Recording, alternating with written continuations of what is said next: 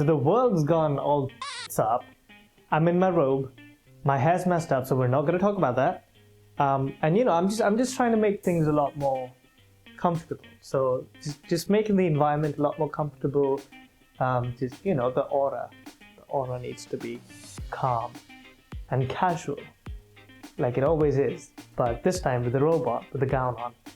So we're not here to talk about that, are we? We're here to talk about the OnePlus 6T. So, yep, let's get into it.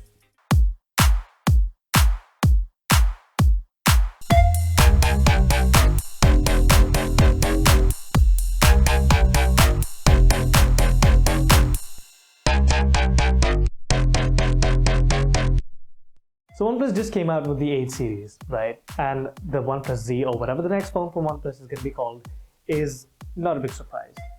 So that technically means that the OnePlus company has launched about 7 phones in the last year and a half or so.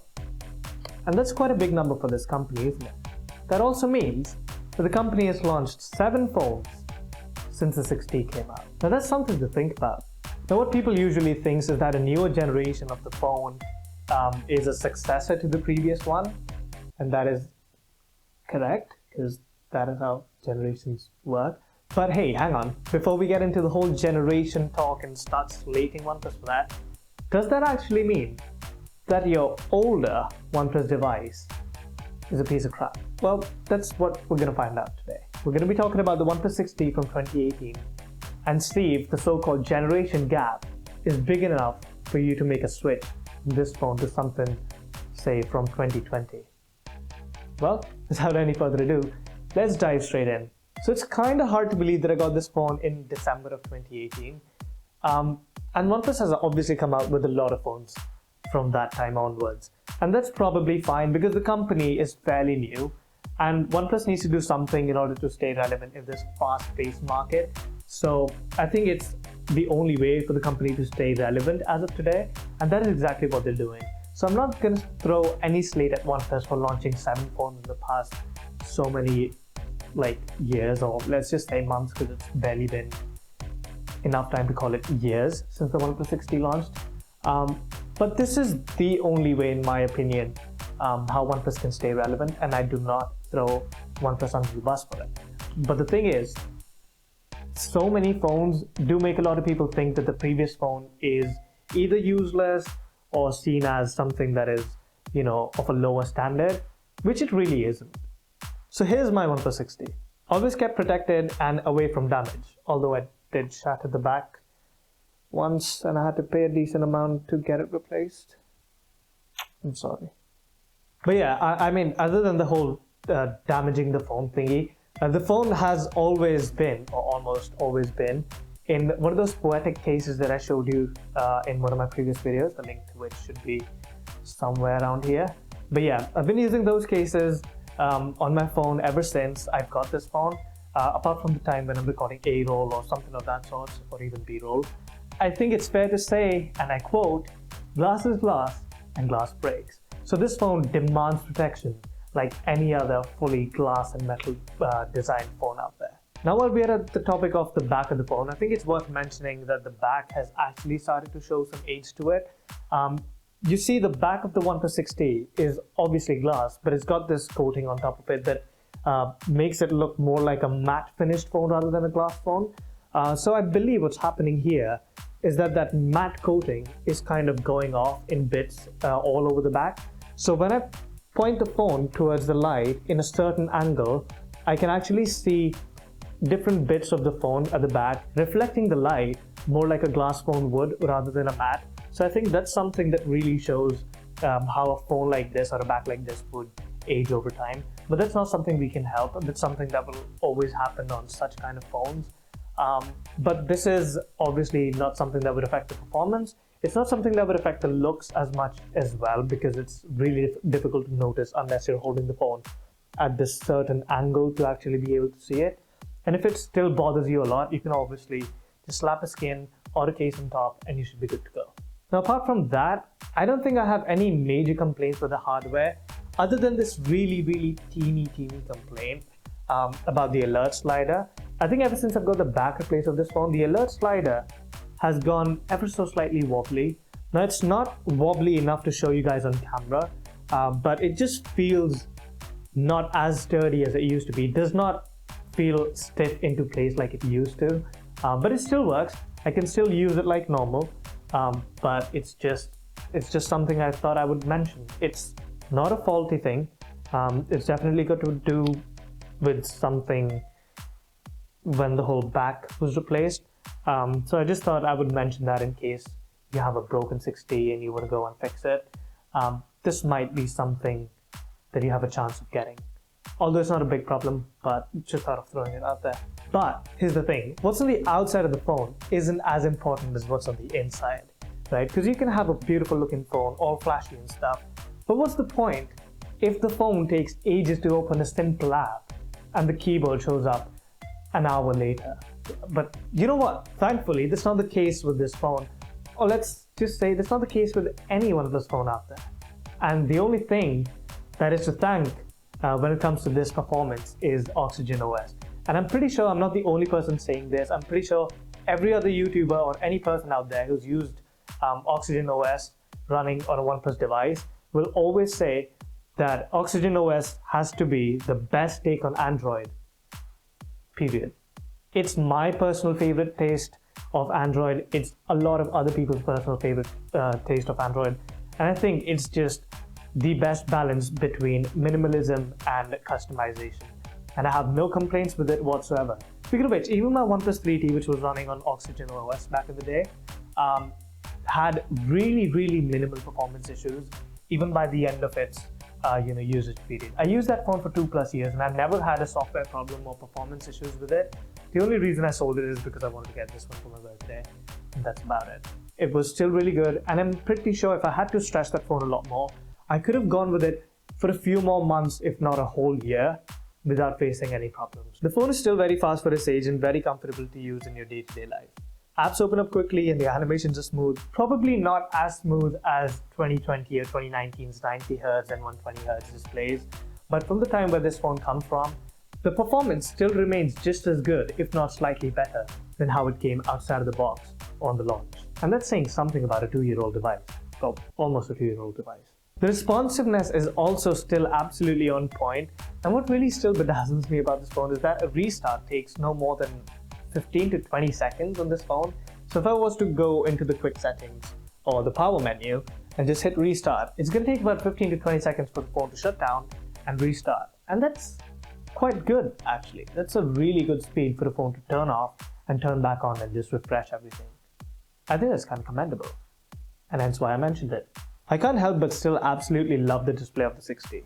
I feel this still has to be one of the best 1080p panels on the market as of today, even in 2020, with beautiful colors and that AMOLED display and this comfortable size, of course. I love how the AMOLED panels produce a pitch black and vibrant colors that I'm a huge fan of.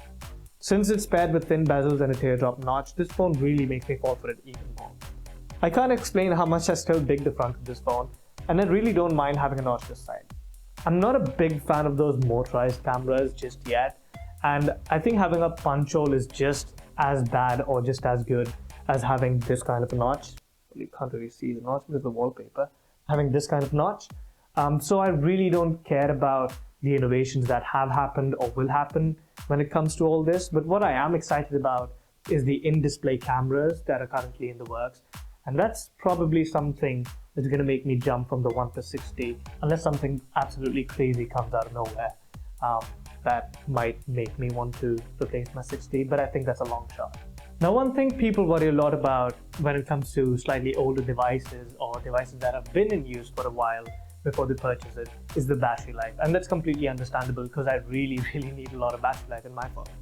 So before we get into talking about that, let me just say that this phone has been constantly in use for about 2 years now. It's got a 3700 mAh battery, and I have turned from a light/moderate user to a heavy user in the past few months. So when it comes to the battery of this phone, I used to get about 7 to 8, sometimes even 8.5 hours of screen on time. But now, in these past few months, ever since I've transitioned, I still get about 5.5 hours to 6 hours of screen on time. And that is with my kind of usage. Of course, my usage is personal to me. So what I do is I have my Wi-Fi on all the time. I use my 3G or 4G. Who even uses 3G anymore? Never mind. I use my data whenever I'm outside, so never when I'm using it inside. The screen's brightness is always on 50 or more whenever I'm 50% or more whenever I'm outside, and whenever I'm inside, it's always locked on 50. But the only time it dips lower than 50 is in the middle of the night when the room is pitch black and I just need time to kill. And I just need to kill time, is what I was supposed to say. But yeah, that's the only times when the battery is going to be used the least when it comes to the screen brightness. And I think you can make a fairly good understanding in your head about how the battery holds up. So far, personally, I'm still very impressed about how the battery holds up, and I have no concerns with it whatsoever. Oh, and also, by the end of the day, I always have about 10 to 15% left if I'm very lucky that day. But obviously, this is not a big problem because warp charge is a thing, and I've always been a big fan of warp charge. So even though these new warp charge technologies have come through after the 6T, so there was a faster version, I believe, in the OnePlus 7T series, and there's an even faster one when it comes to the OnePlus 8 series, which also includes wireless charging. But I don't think that solely is a big enough reason for me to switch from my OnePlus 6T to say something like a OnePlus 8 Pro. Another big reason why I won't be shifting from the OnePlus 6T to the 8 Pro is because I don't have the money for it. But yeah, if I'm getting up early in the morning with a dead phone and I have to get ready for uni in half an hour, I can just plug my phone in, go get ready, and by the time I have to leave, I'll have over 50% charge in my phone, which I think is not bad for a 3700 mAh battery. So it's good enough for me to be using my phone during my lectures. Probably shouldn't have said that. But yeah, it's still very comfortable for me to use for a good part of the day without plugging it back in. I was very keen to find out whether the in-display fingerprint scanner is going to hold up over the years. And this is also one reason why I took a gamble with this phone. I think the OnePlus 6T was the first phone ever to come with an in-display fingerprint scanner to the consumers. I know there were other phones out there which were prototypes that were, just for show that the in-display fingerprint scanner technology works. But I believe OnePlus 6T was the first one to come out with the in-display fingerprint sensor. And I'm very happy to say that this thing still holds up just fine. I think the only problem I have with this is that every few months, the fingerprint scanner is just going to forget who I am and it's not going to let me in. It's going to take a few tries sometimes it just won't let me in at all and I'll have to put my passcode in.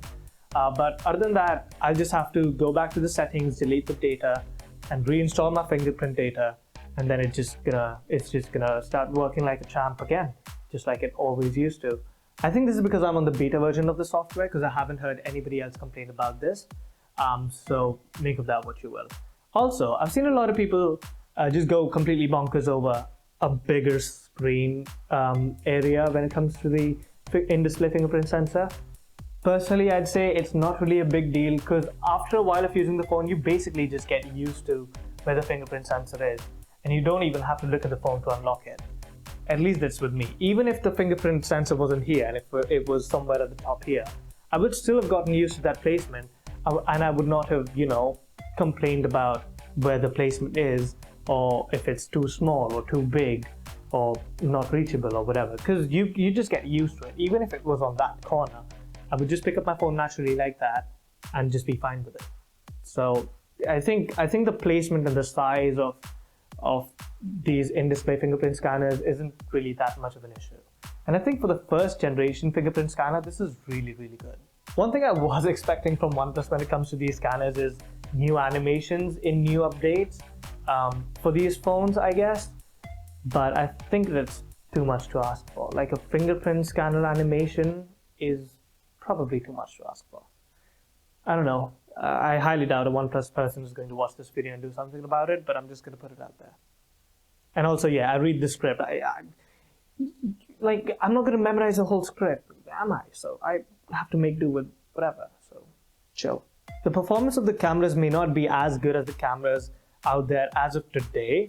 The 6T will not and wasn't even intended to compete with the future iPhones or Pixels, but it gets the job done. I usually shoot in RAW whenever I go manual or when I have to go pro. And it's just the same old story of taking the phone out of your pocket, taking a quick auto snap and putting it back in. So I don't really use portrait mode or night mode all that often. But if that is something which you guys are into, if you guys use portrait mode a lot, let me know. I might have something planned for portrait mode. And if nobody uses it just like I do, or nobody's like super duper into it, then it's no point making the video.